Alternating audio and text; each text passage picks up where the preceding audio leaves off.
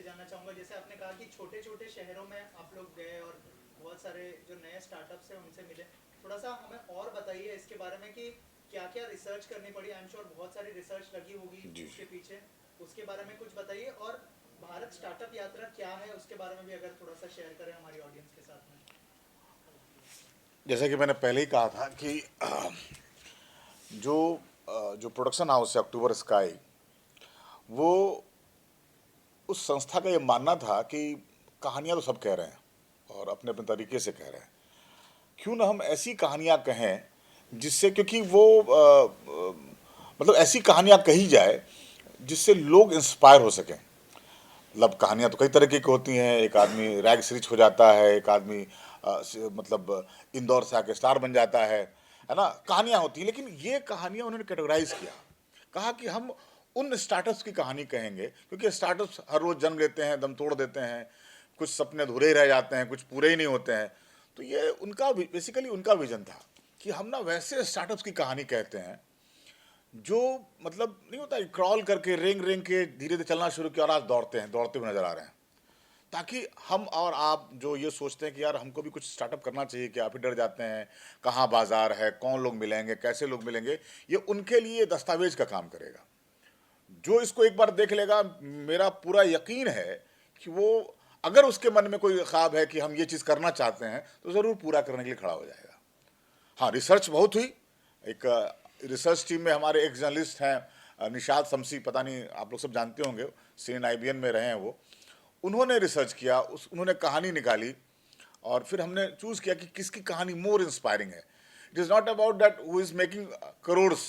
ये उनकी भी कहानी है जो होता है ना, 1,000 से शुरू होकर लाख तक भी पहुंचे हैं। तो कहानी पैसन की भी है, पैसन के साथ परसुएसन की भी है, और फिर एक सक्सेस की है। और सफलता को समझना ये बड़ा सापेक्षिक बात है कि आप कैसे देखते हैं।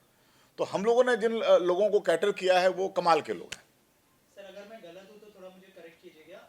शार्क टैंक नाम का एक शो आता है, उसके अंदर बहुत सारे हमने देखा है कि बहुत सारे बिजनेसमैन आते हैं, वहाँ पे इन्वेस्टमेंट की जाती है थ्रू डिफरेंट डिफरेंट बिजनेसमैन।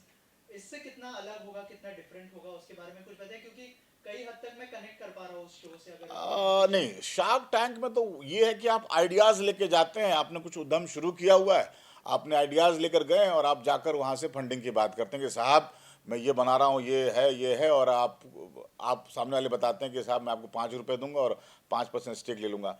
ये वो नहीं है। ये हो सकता है कि ये प्रोग्राम देखने के बाद, ये यात्रा में जिन उद्यमियों को कैटर किया है, उनको ये मतलब ये सीरीज देखकर शायद उनको फंडिंग मिलनी शुरू हो जाए। शायद कोई ऐसा खड़ा हो जाए कि यार ये तो कमाल का चीज कर रहे हैं, इस पे मैं भी आके इन्वेस्ट करूं। तो ये बात है। मैं एक चीज़ ऐड करता हूँ यहाँ। ये जो शो है, जैसे कि आपने शार्क टैंक कहा, उसमें इन्वेस्टमेंट फंडिंग के थ्रू होती है। यहाँ आपका इन्वेस्टमेंट आपका सपना है।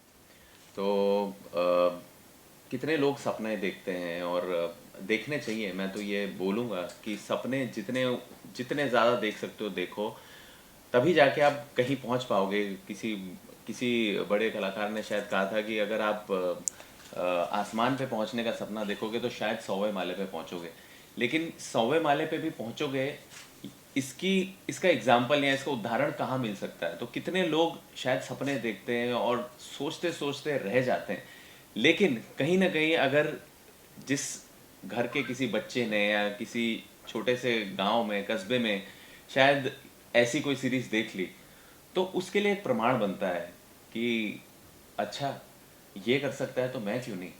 और यही प्रमाण है जो हमें प्रेरित प्रेरित भी करता है, और साथ में हौसला अफजाई भी देता है कि हम भी ये कर सकते हैं। इसका मूल उद्धार जो यही है कि मतलब सपने देखो, और बहुत सारे सपने देखो, और उसके लिए कर्म करो।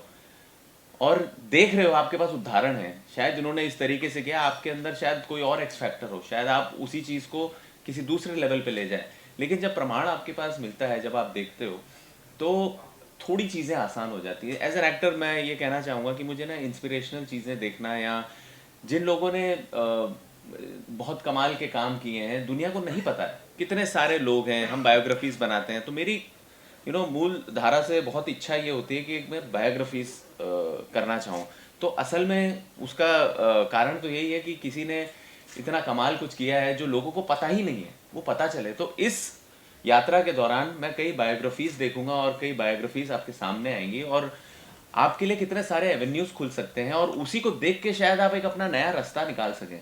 तो उस लिहाज में भी ये काफ़ी इंस्पायरिंग और काफ़ी I think it's a great service जो हम कोशिश कर रहे हैं। एक हमारे देश को छोटे से गांव से लोग निकलें, बड़ा काम करें और ये हमारे हमारे लिए ही नहीं, हमारे देश के लिए बहुत बड़ी सक्सेसफुल चीज़ होगी अगर हम इस तरीके से कुछ अचीव कर पाएँ तो। इसी से जुड़ा एक सवाल है, आपका जो किरदार था संदीप भैया का, उससे बहुत सारे लोग यंगस्टर्स स्पेशली बहुत इंस्पायर होते हैं। तो जब आप किसी भी शो को चूज करते हैं या फिर थोड़ा सा ध्यान रखते हैं कि वो लोगों को इंस्पायर भी करे, गलत डायरेक्शन में ना ले जाए, और सर की तरफ से जब अप्रोच किया गया तो क्या रिएक्शन था, कितना सोचा, कितना कन्विंस करना पड़ा आपको, उस बारे में कुछ शेयर करेगा? तो सबसे पहले तो मैं बताऊं कि ये शशि जी जो हैं ये सिर्फ डायरेक्टर ही नहीं, सिर्फ एक्टर ही नहीं, सिर्फ प्रोड्यूसर ही नहीं, शशि जी एक बहुत उम्दा इंसान है और इनका विजन बहुत बहुत बड़ा है।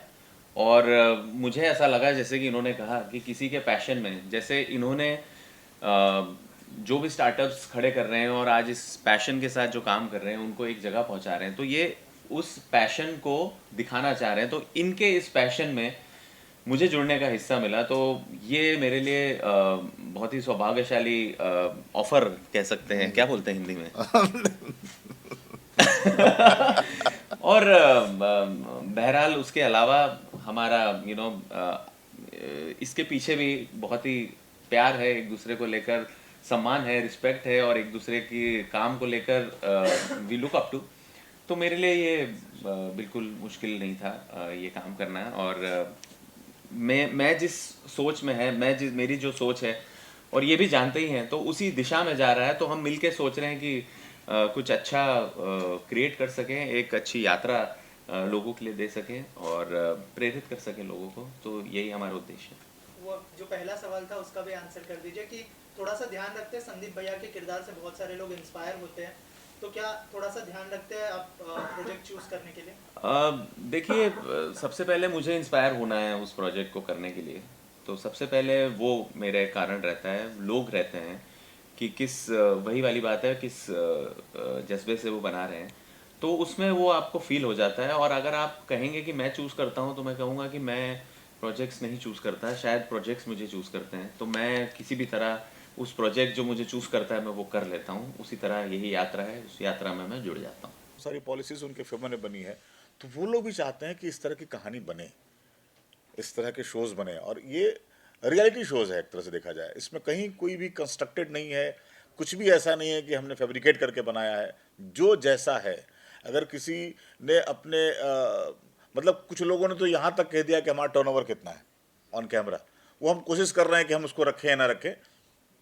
तो ये ईमानदार कोशिश है। और सारे मतलब जितने सेगमेंट हैं इसके, वो मुझे लगता है कि सरकार अगर देख रही है, अगर सरकार ने वेब पे इसको कहा है रखने के लिए और सरकार पूरी सपोर्ट के साथ कहा है उन्होंने, तो इसलिए भी कहा होगा कि उनको लगा होगा कि ये वो बातें हैं जो सरकार भी कहना चाहती है लोगों को।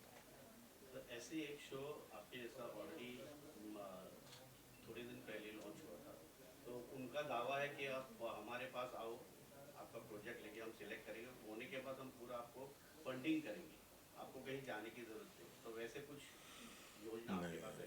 नहीं, पहले तो इस शो के बारे में जानकारी तो नहीं है।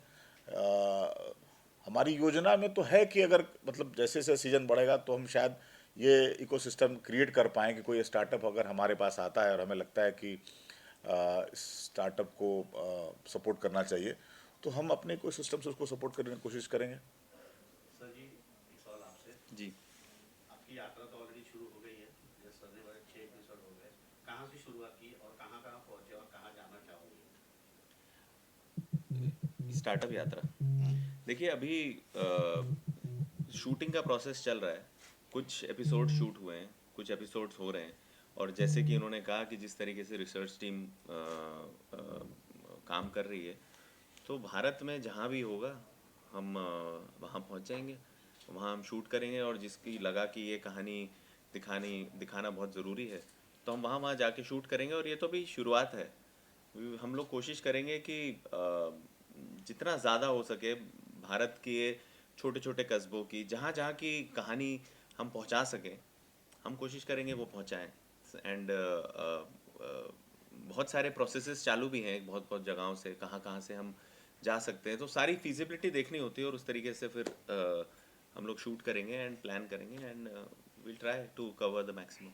अभी हम लोग जयपुर, कानपुर, पटना किए हैं। अभी हम लोग चंडीगढ़, देहरादून, गुवाहाटी, बनारस, ये 4 सीटें भी वापस योजना है हमें। तो उसमें एक और इंटरेस्टिंग बात है कि अगर कोई एपिसोड को देखेगा ना, तो जो भी एंटरप्रेन्योर है जो अपनी कहानी कह रहे हैं, वो अनुभव उनके खुद के अनुभव हो सकते हैं। जो देखने वाले को उनको समझ में आ जाएगा कि स्टार्टअप कैसे शुरू हुआ, हमने कैसे फंडिंग ली। जाहिर सी बात है, एक्सपीरियंस हो गया ना कि आप तो वो जो बात कर रहे हैं वो रियल बात कर रहे हैं, कैसे उन्होंने फंडिंग ली। तो सामने वाला अगर कोई देख रहा है तो उसको भी समझ में आया, अच्छा ये तरीका है। दूसरा, जैसे मैंने भाई साहब का आंसर किया था ना कि एक इकोसिस्टम बनाने की कोशिश में लगे हुए हैं कि कोई इंटरेस्टिंग स्टार्टअप आ गया तो हम कैसे उसको उसके साथ हम पार्टनरशिप कर सकते हैं, या कैसे उसको कनेक्ट करवा पाए, कैसे उसको गवर्नमेंट की पॉलिसीज के तहत उसको और आगे बढ़ाएं, वो सब है। और क्या अश्लील ग्रोवर से भी कुछ बात हुई? मतलब इसमें टाइटल में भारत है, हाँ, गुलशन ग्रोवर से बात हुई। नहीं, ये बिल्कुल इसमें सारे ग्रोवर और कपूर सब हम ही लोग हैं इसमें। अच्छा, और एक मतलब रिसर्च क्या निकला कि मतलब इंडिया का कौन सा ऐसा स्टेट है जहाँ पर स्टार्टअप को लेकर युवाओं में सबसे ज्यादा मतलब जिज्ञासा भी है और एक टेम्परामेंट भी है। और उसमें अगर मैं कहूँ, क्योंकि आप बिहार से हैं, तो उधर के युवाओं में क्या आपको नजर अरे आता कमाल है, है कि नहीं? बहुत है। तुम देखो, रोडवेज है, हनुमान, हनुमान वाले तो यहाँ बॉम्बे में भी उनका भी है कि कोई आए ना आए हनुमान आएगा, कैचलाइन है। और हनुमान एम्बुलेंस, मतलब उन्होंने रेलवे से टाइप किया हुआ है, पवन हंस से टाइप किया हुआ है, मतलब और कमाल का स्टार्टअप है। उन्होंने कोरोना में शुरू किया और स्टार्टअप अच्छा चल रहा है। देहात, देहात गूगल करो, शशांक की कहानी मुझे लगता है लाखों युवाओं को इंस्पायर करेगी। और बहुत अर्ली एज में उसने शुरुआत की थी, तो आज देखो, आज मुझे लगता है कि 8-9 हज़ार करोड़ का तो बिजनेस है उन लोगों का। इसी तरह कई हैं, वही नहीं, इसके अलावा बिहार में तो पूरा इकोसिस्टम है। पटना बेट्स देखो, बिहार स्टार्टअप एसोसिएशन है, कई सारी चीज़ें हैं। मैं कह रहा हूँ कि ये जैसे बेंगलोर में कहता है ना कि पत्थर मारोगे किसी स्टार्टअप पे गिरेगा, तो बेंगलोर में तो है ही, मुंबई में भी है, दिल्ली में भी है। आइडिया यही था कि यार हम चले कोटा में, चले कोटा में स्टार्टअप क्या कह रहा है, हम गुवाहाटी में चले वहाँ कौन सा स्टार्टअप है, कितना। तो ऐसा नहीं है कि कहीं से कहानी आ रही, रिसर्च भी लग रहा है, क्योंकि उसकी प्रमाणिकता भी तय करनी है। मतलब आप कोई कोई समोसे की दुकान चला रहा है और अचानक से उसको बड़ा कर दे, तो वो उसको हम कैसे स्टार्टअप समझेंगे, समझ रहे हो। तो वो सब भी कई कई पहलुओं पे हम कहानियों को देखते हैं, फिर हमें लगता है कि कौन सी बात कहनी चाहिए। और नहीं, आपसे सवाल कि ये शो जो है वो मतलब इस पे आ रहा है, वेव्स पे आ रहा है, ठीक है, जबकि आपकी पॉपुलैरिटी नेटफ्लिक्स, अमेज़न और इस तरह के प्लेटफॉर्म की है, ठीक है। तो ये मतलब थोड़ा सा शक था कि क्यों हम मतलब वेव्स पे आ रहे हैं, चलो यार नेटफ्लिक्स को ट्राई करते हैं, अमेज़न को ट्राई करते हैं, या नहीं? देखिए, मेरा नज़रिया थोड़ा सा अलग है। मेरा नज़रिया ये कहता है कि अच्छी कहानी, अच्छा सेटअप, अगर उसको एक प्लेटफॉर्म मिल रहा है तो मेरे लिए वही एक बड़ी जीत है। आप अगर देखें, जैसे कि हम लोग भी स्टार्टअप की बात कर रहे हैं, भी काफ़ी लोग इस प्लेटफॉर्म को सपोर्ट कर रहे हैं और हमारे गवर्नमेंट का इनिशिएटिव है, एक प्लेटफॉर्म है, तो इट्स और हमारे लिए ये सौभाग्यता, क्या बोलते हैं, ये सौभाग्य की बात है कि एक प्लेटफॉर्म मिला है अच्छा शोकेस करने के लिए। तो मुद्दा ये है कि कहानी लोगों तक पहुंचे। अगर कहानी में बात है तो वो किसी भी प्लेटफॉर्म पे पहुंचेगी, किसी भी प्लेटफॉर्म से वो बात पहुंचेगी। ठीक है, आज वेव्स ने हमें सपोर्ट किया है तो हम आभारी रहेंगे वेव्स के। आगे जाके क्या पता किसी और प्लेटफॉर्म पे आए ताकि और रीच हो। धीरे धीरे क्या पता वेव्स की इतनी बड़ी रीच हो जाए कि कहीं जाना ही ना पड़े। तो शुरुआत तो हमें भी कहीं ना कहीं तो करनी होगी ना, ये भी तो एक स्टार्टअप का रूल है। तो if we start judging that then it is no good on our part. So मुझे लगा कि एक अच्छी अपॉर्चुनिटी है, अच्छे लोग हैं, अच्छी बात कहना चाह रहे हैं, मेरे लिए वो ज़्यादा बड़ी थी। और किसी प्लेटफॉर्म पे आ रही है तो वो मैंने तय किया कि वो मेरा नज़रिया उस तरीके से था, बात आनी चाहिए, पहुंचनी चाहिए। तो that is what we think about. निजी सवाल हमारा पहला एपिसोड मोस्टली कानपुर का है, जिसमें हम 3 लोगों की कहानी कह रहे हैं। एक जैसा सनी ने कहा कि एक व्यक्ति हैं जो बहुत बड़ी नौकरी छोड़ करके पहुंचे थे कानपुर अपने शहर में अपने एक फिरंग दोस्त को घुमाने के लिए, और गंगा के तट पे घूम रहे थे। तो फिरंग दोस्त ने कहा कि यार तुम्हारा पास इतनी सुंदर नदी बह रही है, इतना गंदा किए हुए हो, क्या फ़ायदा तुम्हारे पढ़े लिखे होने का, और क्यों अपने शहर के लिए कुछ नहीं करते हो। तो वहाँ से, क्योंकि उस नहीं नदियों में फूल वगैरह डालते हैं, पास से मंदिर है, तो उस व्यक्ति ने सब कुछ छोड़ करके इस बात को दिल पे लगाया और वो फूल नाम का आज के डेट में एक ब्रांड बनाया है और बहुत बड़ा ब्रांड है। तो इस तरह की कहानी है। फिर वहीं पे एक महिला की कहानी है जो लेदर फैक्ट्रीज के लिए काफ़ी लेदर प्रोडक्ट का काम किया उन्होंने। फिर एक सात्विका फूड करके है जो कोरोना काल में कैसे अपने आप को बड़ा किया। तो ये है पहला episode. Thank you so much. Thank you.